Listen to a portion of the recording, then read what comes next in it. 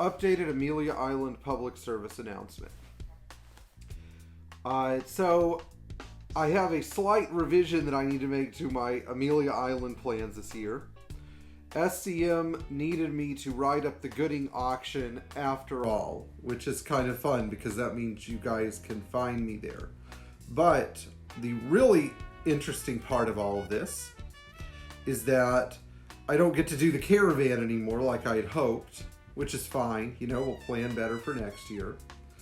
And it also means that I'm going to be at the Gooding auction Wednesday evening if they have preview, Thursday during the preview, and of course Friday during the auction. So if any of you guys want to find me, seek me out, figure out where I'm hiding, now you know where to find me.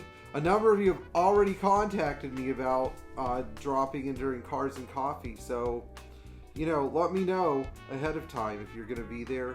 Leave it in the comments or email me. Either one, I will get back to you.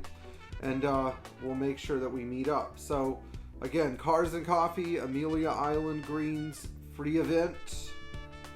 Saturday morning, get there early. I get there at like 8. And then you can come say hi and tell me more about your Mercedes, because I'd love to hear about it. Thanks, and hope to see you there.